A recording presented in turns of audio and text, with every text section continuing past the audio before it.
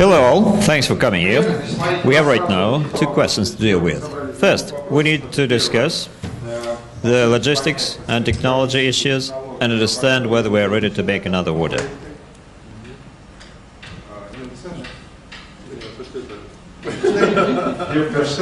And the second issue concerns the service and maintenance of the elevators.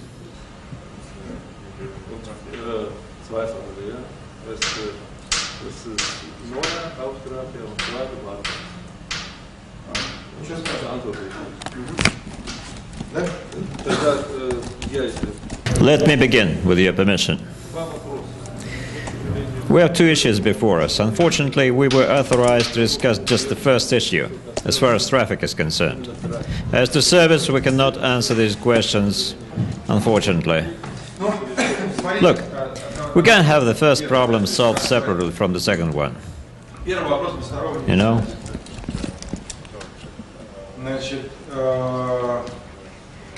This is Natalia Pavlova, and we've got lots of claims to the ThyssenKrupp Elevators here.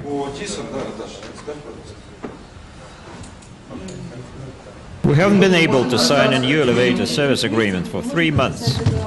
On the one hand,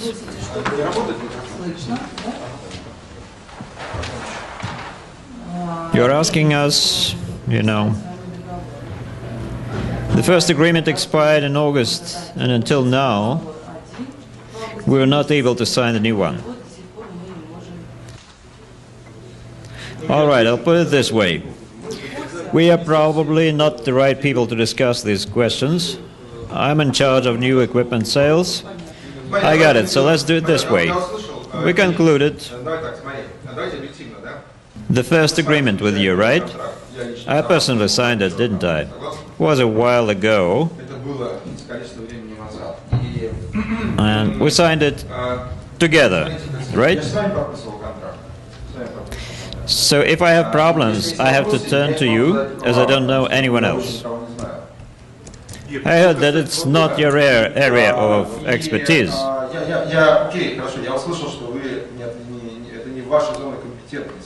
Sergei, taking into consideration the manner in which your elevators are being serviced in your company as of today, I object to concluding another installation and service agreement if you keep doing it in the second tower in the same manner.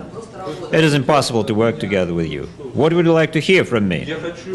That you have a special person in your company who is responsible for servicing while you bear no responsibility for that and just provide the equipment. Is it the same company? Do you want me to answer questions regarding service and maintenance or traffic? If it is about traffic, I am ready to answer them. If it is about servicing, I am ready to write the questions down, pass them along and participate in their discussion, but I'm not authorized to take decisions. I believe they're worth discussing, and you may take any decision later on. But I'm just asking you not to take a decision or sign a contract today.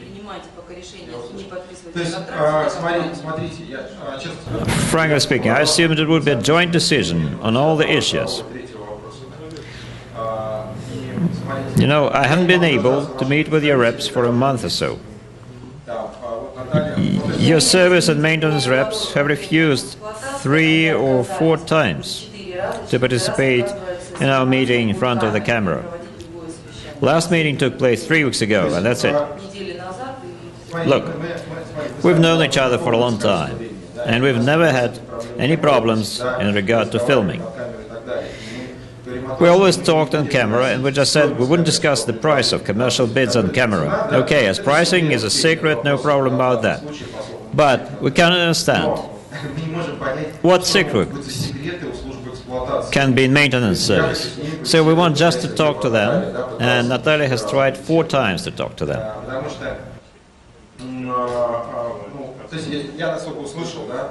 We had it scheduled for the 22nd, and they again refused to talk on camera. Then we won't meet with them.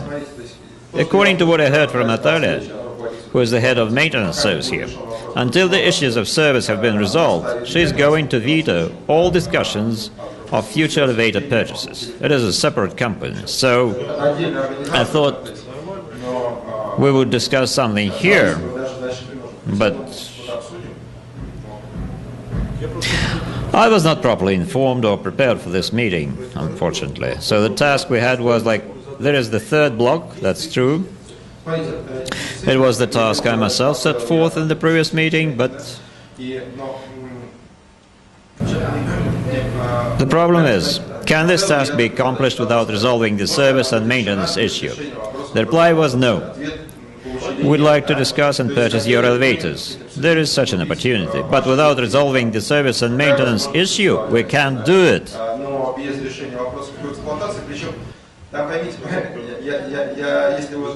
Natalia just said, well, I had some doubts about it, but really, there are certain issues about the elevators, like some doors creak, some elevator cabins tend to shake. Let me say first what I am dissatisfied with. There must be a serviceman who can fix that, and that's it. It's an elementary task. When some lifts are going down, they're shaking. They're not balanced properly.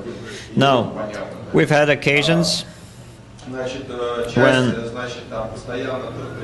they stopped 10 centimeters higher than the floor level. Next, the logistics is far from being perfect. I personally saw it. Like, you push the button on the 60th floor, and there is an elevator on the 58th, but it sends you another lift from the ground floor, you know? So, the logistics has not been elaborated, right? What else did you notice? What you told us before? Well, there are lots of claims, in fact. Just yesterday it took me 17 minutes to get from the VTB block of elevators to a meeting. 6 elevators, rush hours, it's all understandable. But just look here, we have this maintenance service and everyone finds fault with them. No one is happy with the elevators operation, starting with a very big proprietor here, VTB Bank, and finishing with other owners. So the number one problem is in the tower is surely the elevators. You know, it's really a strange problem. Maybe your main shareholder has not seen that information about we have translated, although we have translated it into English and German specifically for them. None of the top managers whom I asked to stay here for a day or even a half day agreed to come over. I suggested you would see everything with your own eyes. We cannot sign the new contract as I'm asking for penal sanctions against you. You want to raise the price of the contract, while we used to have from 160 to 200 failures or glitches a day.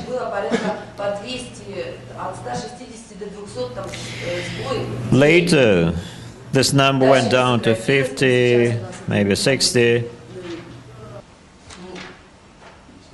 and then 20, 30, yes, it got better. And I believe we should move towards improvement from both sides. But, anyways, you have to bear responsibility for this. If we get fined and we have to pay to the owners when people get stuck in the elevators, right? You said you can get a person out of the cabin within 3 hours. Then we agreed on half an hour. But imagine people will have to stay there just for 15 minutes. We are fighting over these numbers, while on your side you don't even want to sign the letters of penal sanctions. And then you write letters directly to VTB, saying that the maintenance company does not want to pay the bills and don't want to sign the agreement. Okay?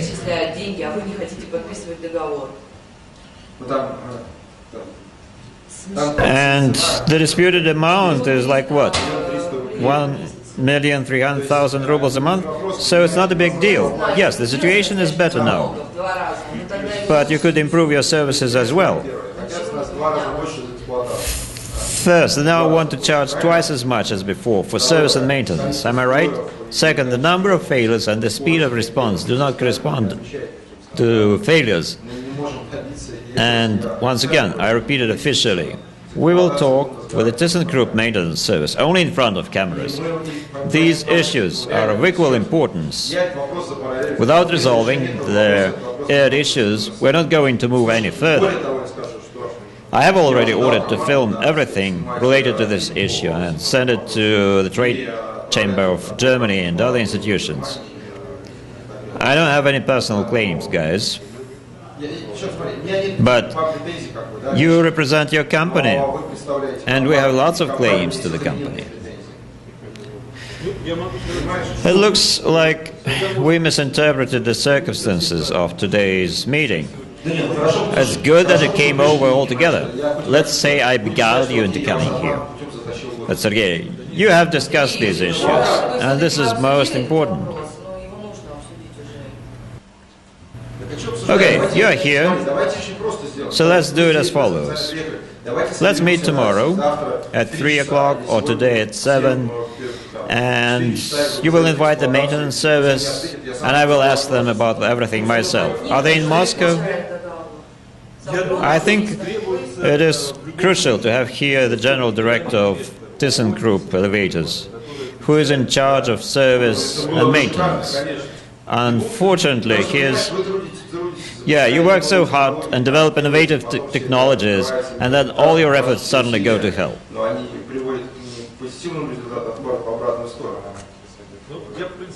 Well, he's not in Moscow now. Should be back on Thursday, I believe.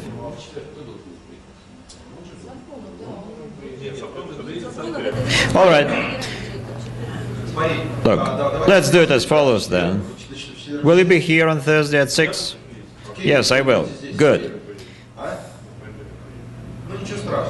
It's okay.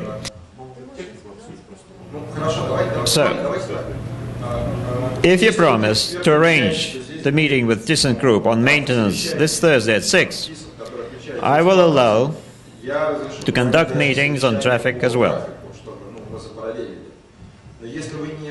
But if you cannot promise they're coming, it's not worth wasting our time and negotiating things like that.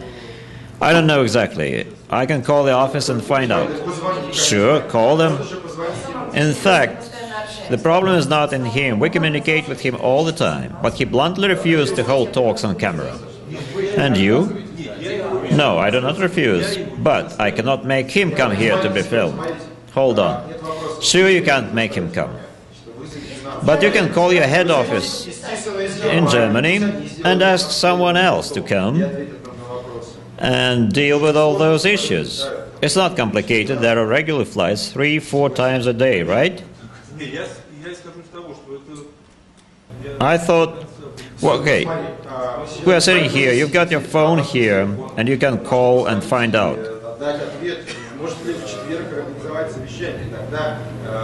So we can make these issues resolved simultaneously.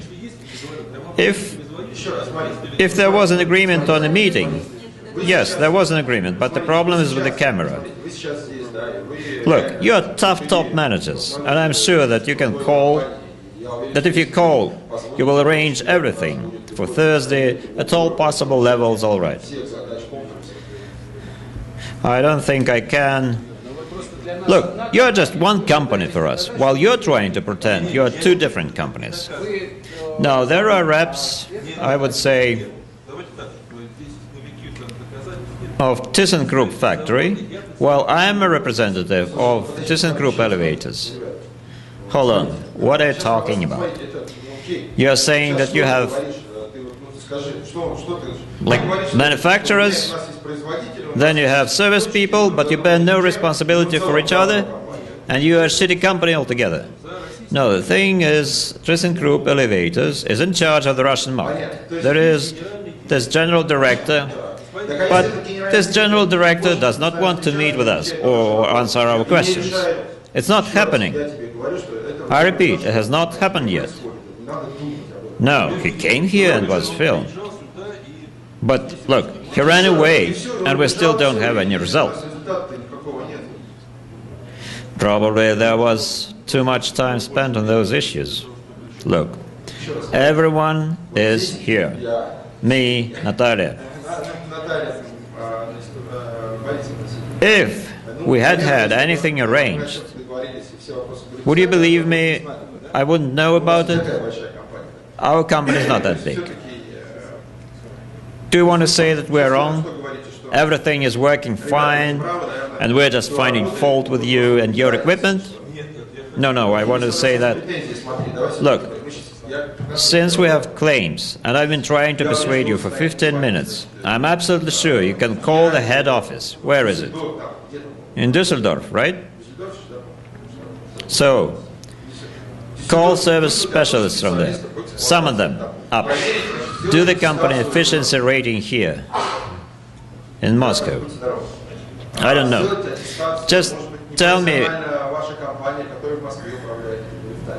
Just tell me, who should I call? In fact, what you are saying has already been done. Natalia is aware of that. Use the mic, please. Who did it? The factory representatives. What was done? The twin elevator developers came here. Look, we'll now go together and look at the elevator's operation, okay? Just a sec, I haven't finished yet. We made a report. At that time, the company was called BFR, and we asked you to cooperate. We admitted there were problems, but we asked you to do the same. At present, the lifts are operating in non-commissioned wells. Okay, stop. I understand that you're aware of certain issues. After 15 minutes, he confessed. That's good. I suggest sitting at a table and discussing all the problems there. Can we agree on that? Sure. Then how can we get certified and authorized persons from ThyssenKrupp here? I'm in charge of installation. Wait, you've pissed me off at last. No result after 15 minutes. Okay, let's meet on Thursday then. So you promise us that on Thursday we'll have here all ThyssenKrupp specialists who will answer our questions on maintenance and control? I can't say that all of them will be here, but we'll get most specialists who will answer your questions. Yahoo! Finally, in under 2 months.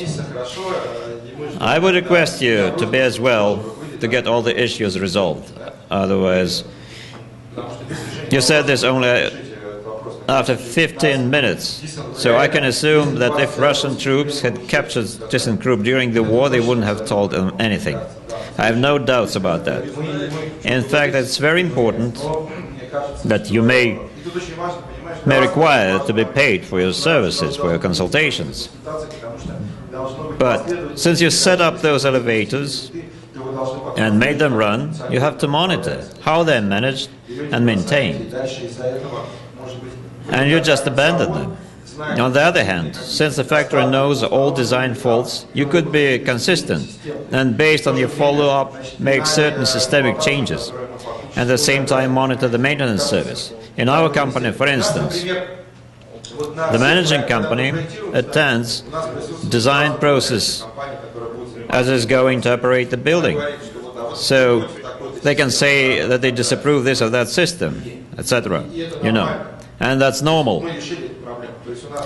So we have resolved this problem. When a design phase starts, the maintenance company is present at all meetings. And I believe your company should be present at all meetings of this level. You know, what I'm saying here seems so natural to me that I'm even ashamed to say that. I believe you're a big and tough company, and you could be telling this to me. Again, we can remember German scrupulosity, scrupulous attitude to quality. Where is it here? Do you agree? Look, we started a very serious and risky experiment with those twin elevators. We were the first in the world who installed such elevators here. Well, you were not right, maybe. Not first. But at that speed, yes. Why? You had just 2 experimental lifts in Düsseldorf, nowhere else. The number of stories was different. Okay, the number of stories. And speed. Guys, come on, let's be objective. No one in the world installed such elevators before us. And I went for it only because I saw some reason in your eyes, and in the eyes of your associate. And the will, the energy, when you showed us the elevators, that was crucial. Do you agree? We spent so much time and effort on everything to make them run. And now we're talking about some people. I don't know how to call them, but I'm sure they don't have any right to screw up the energy we invested in this project.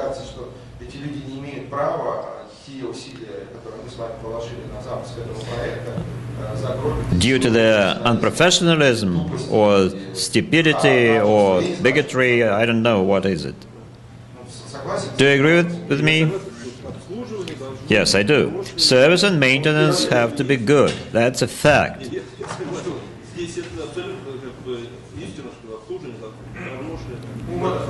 But elevators have to operate properly too. I'm not against this, but not everything can be done like this. Okay, look.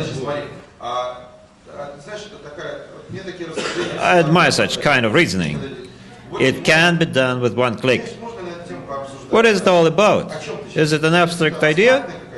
If I heard that there were claims or failures, but there were failures, we have to admit.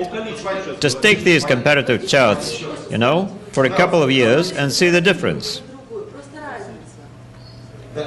So the number of failures has decreased. Look, you just said you agree with the problems and we need to deal with them. Okay? Now we showed you more problems and what's the use of being on the defensive now? You screwed it up, period. And if I'm the client, it's my right to say that. And I'm ready to prove my point with videos and other data. If you say that it is not so and so, that I'm lying, okay. No, the problem is like that. No one is saying that the elevators are working flawlessly. Yes, there are problems. And these problems require some time for their resolution. This issue is really complicated.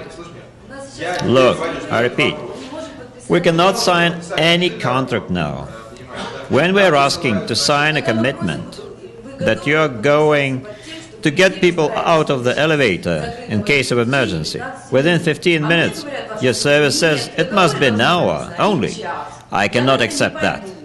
Do you get that? If you need more servicemen, we have 3 employees in the cost estimate for you, and you are ready to fix the elevators when there is a call within 3 hours. We ask you to do it within 2 hours. Can you do it? And they say no. So take measures, really. If you need extra people, I'm not ready to pay for them on a monthly basis, as it is the owner's money, right? If there are no service disruptions. But we're ready to pay in the case of emergency. We're ready to pay for an extra 4th serviceman, and the amount is different in this case. We decided not to expose the money amounts here, but in this case it is 48,000 rubles. And people say, get the agreement price up. Otherwise, we won't be able to pay for the control room. And we really need an extra person. I say, please spell out each bill, and they say no. The price has not changed. It's the same like 2 years ago. Look, I believe an attachment with the issues that require a solution would be good in this situation. So attach these things here for them not to have any doubts. And we can't see any feedback from your side.